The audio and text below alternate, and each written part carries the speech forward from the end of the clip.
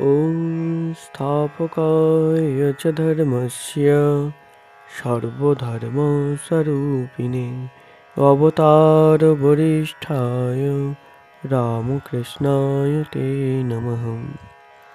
শ্রী রামকৃষ্ণ ও মত সমন্বয়। এখন হয়তো ভাবছি এটা কি পাগলামি, কিন্তু এটা যে পাগলামি এ কথাটা মনে হতো না ঠাকুর আসবার আগে।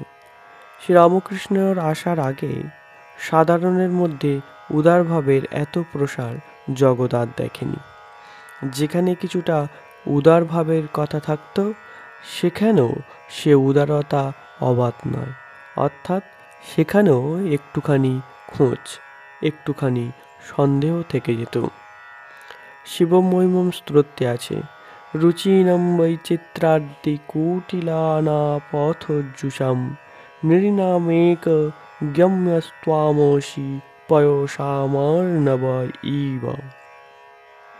বিভিন্ন পথ দিয়ে যেমন জলপ্রবাহ সমুদ্রে পৌঁছায়, তেমনি সকল মানুষ তোমারই কাছে পৌঁছায়, কিন্তু ওই যে ঋজ্জু কুটিল রয়েছে সঙ্গে।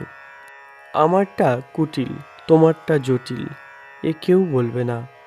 তোমারটাই কুটিল, আমারটাই ঋজ্জু। ঠাকুরের কাছে কিন্তু ঋজ্জু কুটিল কিছুই নাই। তিনি তাই বলছেন, ও তোমাদের কি এক পো ধরে থাকা, কত রং পরং, কত বৈচিত্র্য আছে সেখানে, সেসব আস্বাদ করতে হবে। পরিপূর্ণ অনুভূতি সেইখানেই হবে যেখানে দ্বৈত অদ্বৈতের সমন্বয় হবে। তাই এই সমন্বয় আচার্যের গড়া থেকে সেই একই কথা, তিনি সাকারও বটেন আবার নিরাকারও বটেন। সেই বহুরূপীর কথা, সে কোনো সময় লাল, কোনো সময় নীল, কোনো সময় হলদে, আরও কত কি, আবার কোনো সময় তার কোনো রং নেই।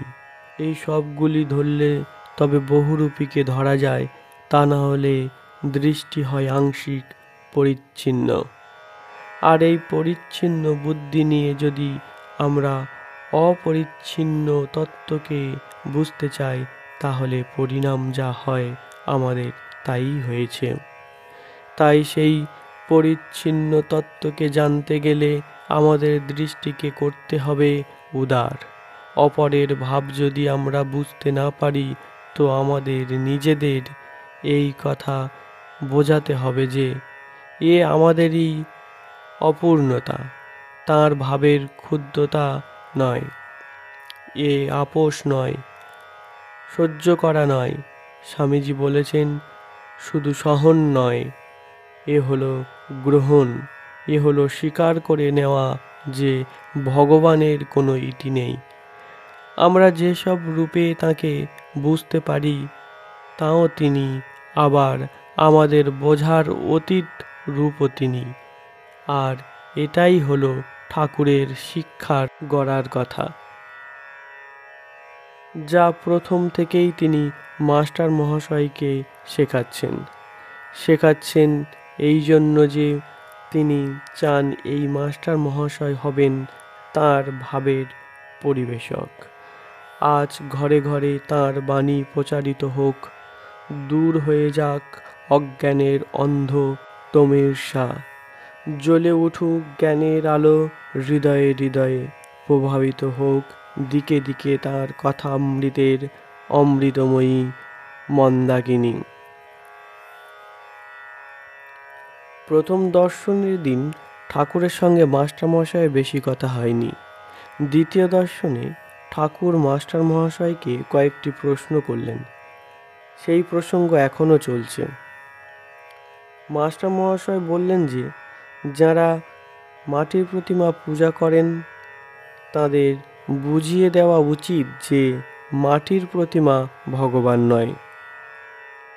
এই কথায় ঠাকুর বিরক্ত হয়ে বলছেন যে তোমাদের কলকাতার লোকের এই এক, কেবল লেকচার দেওয়া আর বুঝিয়ে দেওয়া। ঠাকুরের এই কথাগুলির মধ্যে এক বিশিষ্ট উপদেশ আমরা খুঁজে পাচ্ছি। তিনি বলছেন, অন্তরে উপলব্ধি যদি না থাকে তো কথার কোনো মূল্য থাকে না, সে কেবল শব্দমাত্র হয়ে যায়।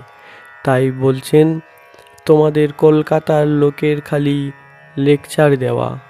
এখানে অবশ্য কলকাতার লোক বলতে ইংরেজি শিক্ষিত তৎকালীন মানুষদেরই বোঝাচ্ছে, যারা নিজেরা না বুঝেই পরকে বোঝাবার চেষ্টা করে। যে বিষয় আমরা কিছুই জানি না, সেই সম্বন্ধেই আমরা আরও জোর গলায় তর্ক করি। ধীরে ধীরে জ্ঞানের গভীরতার সঙ্গে সঙ্গে আমরা বুঝতে পারি আমাদের জ্ঞানের পরিধি কতটুকু। প্রতিমা পূজার প্রয়োজনীয়তা। ঠাকুর আরও বলছেন, মাটির প্রতিমাকে ভগবান ভেবে পূজা করা যদি ভুলই হয়ে থাকে, তো যিনি এই বিশ্ব ব্রহ্মাণ্ড চালাচ্ছেন, তিনি কি এটুকু জানেন না যে এই পূজার লক্ষ্য তিনি? ভগবান এই বিভিন্ন রকমের পূজার প্রচলন করেছেন ভিন্ন ভিন্ন প্রকৃতির লোকদের উপযোগী হবে বলে। মা যেমন জানেন তার কোন ছেলের কোন খাবার উপযোগী, ঠিক তেমনি ভগবান জানেন কার পক্ষে কোনটি উপযুক্ত পথ। তাই তাকে চিন্তা করবার এই ভিন্ন ভিন্ন সাধন পদ্ধতি তিনি নিজেই সৃষ্টি করেছেন। এ কথাটা কিন্তু আমরা সহজে বুঝতে পারি না, কেননা ভগবান সম্বন্ধে কোনো ধারণাই আমাদের নেই।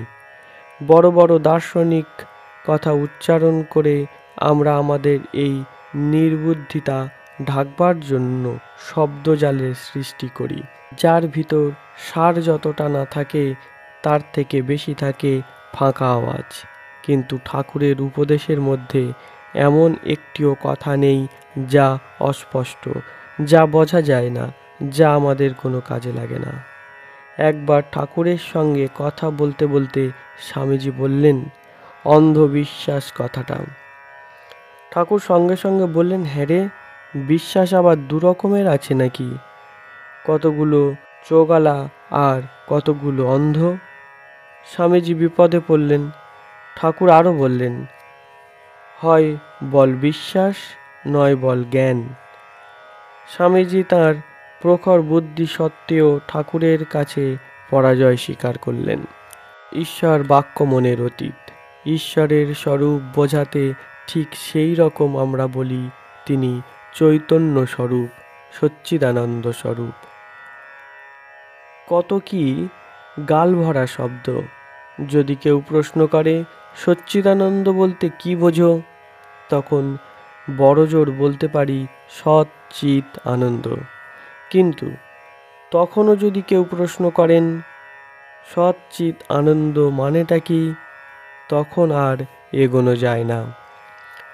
শ্রুতি বলেছেন তিনি বাক্য মনের অগোচর, সুতরাং এই শব্দগুলি তাকে প্রকাশ করতে পারে না। এরকম প্রগল্ভতা শ্রুতিও সহ্য করবেন না।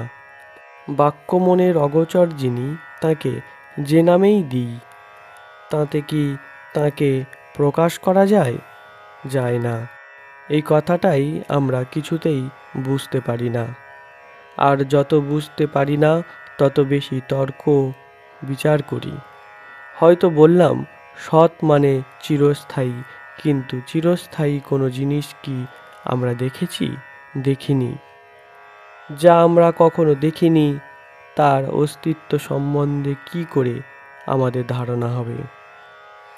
দার্শনিকরা বলেন সৎ মানে কি না তিনি অসৎ নন। অসৎ মানে কি না অনস্তি, সত্তা শূন্য। চিৎ মানে কি না তিনি অপ্রকাশ নন। আনন্দ মানে কি না তিনি দুঃখরূপ নন। শাস্ত্র এই রকম করে বলছেন, অস্থিলম অননু অহ্রস্বম অদীর্ঘম অচ্ছায়ম ইত্যাদি। কিন্তু এর দ্বারা তিনি কি, তা কি বলা হলো? ঋষি যাজ্ঞবল্ক্য যখন বোঝাচ্ছেন ব্রহ্ম বস্তুটি কি, তখন এই রকম হেঁয়ালির মধ্যে দিয়ে বোঝাচ্ছিলেন। তিনি দূরে থেকেও কাছে, তার গতি আছে আবার নেই। তখন একজন ঋষি বললেন, এই রকম হেঁয়ালির মধ্যে দিয়ে বললে চলবে না। এটা একটা গরু, এটা একটা ঘোড়া, এইভাবে বললে যেমন বস্তুকে স্পষ্ট বোঝা যায় সেইভাবে বোঝাতে হবে। তখন যাজ্ঞবল্ক্য উত্তর দিলেন, দৃষ্টির যিনি দ্রষ্টা তাকে তুমি দর্শনেন্দ্রিয় দিয়ে জানতে চেও না। শ্রুতির যিনি শ্রোতা তাকে শ্রবণেন্দ্রিয় দিয়ে জানতে চেও না। সেই রকম মনের পিছনে যিনি মন্তা তাকে মনের সাহায্যে জানতে চেও না। তাহলে আমরা সেই বস্তুকে জানব কি করে, অথচ তাকে না জেনে ঝুরি ঝুরি গ্রন্থ লিখছি তাকে নিয়ে।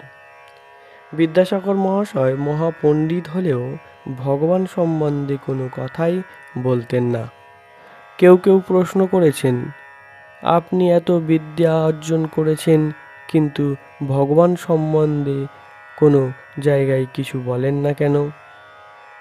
তিনি উত্তর দিলেন, বাপু, আমার চাবুক খাওয়ার ভয় আছে।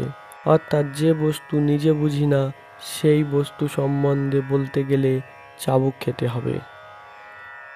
কিন্তু তবু বন্ধু বান্ধবেরা ছাড়ছেন না। তখন নেহাত ধরাধরির জন্য বোধহয় বইয়ের গোড়াতেই লিখলেন, ঈশ্বর নিরাকার চৈতন্য স্বরূপ। এখন এই নিরাকার চৈতন্য স্বরূপ ঈশ্বর লিখে তিনি ছাত্রদের কি উপকার করলেন জানি না, কিন্তু মাস্টারদের একেবারে বিপর্যস্ত করলেন। বিভিন্ন উপাসনা ও উপাসক উপলব্ধি না থাকলে কথা কেবল কয়েকটা শব্দমাত্র সৃষ্টি করে, যার পরিণামে হয় চিত্র বিভ্রম। এরপর ঠাকুর বলছেন যে ভগবান এই বিচিত্র রকম উপাসনা পদ্ধতি সৃষ্টি করেছেন। তিনিই করেছেন। তুমি খোদার ওপর খোদকারি করতে যাচ্ছ কেন? দরকার হয় তিনি বোঝাবেন। কোনো জায়গায় বলছেন, ছেলে বাপকে ডাকছে, কিভাবে ডাকতে হবে হয়তো সে ভালো করে জানে না, নামও জানে না, বাপের মহিমাও সে জানে না, কিন্তু বাবা কি তার ডাকে সাড়া দেবে না? বাবা কি বোঝেন না যে ছেলে তাকেই ডাকছে? ভগবান কি জানেন না যে মাটির মূর্তির ভেতর দিয়ে লোকে তাকেই পূজা করছে? ভাগবতে 3 রকমের আরাধনার কথা বলা আছে। প্রারম্ভিক অর্থাৎ সাধারণ মানুষ প্রথম যা করে, দ্বিতীয় পর্যায়ে এই সাধনা করতে করতে সে একটু উচ্চ অবস্থায় পৌঁছায়, আর তৃতীয় অবস্থায় সে চরম লক্ষ্যে পৌঁছায়। এই 3টি স্তরকে যথাক্রমে প্রবর্তক, মধ্যম ও উত্তম বলা হয়েছে। ভাগবতে কাউকে কিন্তু অধম বলা হয়নি। প্রতীক ও পথ। প্রতীকের সাহায্য ছাড়া কেউ সেই ইন্দ্রিয়াতীত বস্তুকে গ্রহণ করতে পারে না। তা সে মাটির প্রতীক না হয়ে হয়তো শব্দের প্রতীক বা অন্য কিছুর। কিন্তু শব্দ প্রতীকও তো প্রতীক ছাড়া আর কিছু নয়। প্রতীক বস্তু নয়, তবে বস্তু লাভ করতে হলে প্রতীকের সাহায্যেই এগিয়ে যেতে হবে। সুতরাং যাকে আমরা বলছি নিম্ন স্তরের উপাসনা, তাও বাস্তবিক পক্ষে উপেক্ষার নয়। কেননা সেই উপাসনাও কিছু না কিছু লোককে এগিয়ে যেতে সাহায্য করে। ওম শান্তি শান্তি শান্তি। হরি ওম তৎসৎ। শ্রীরামকৃষ্ণার্পণমস্তু।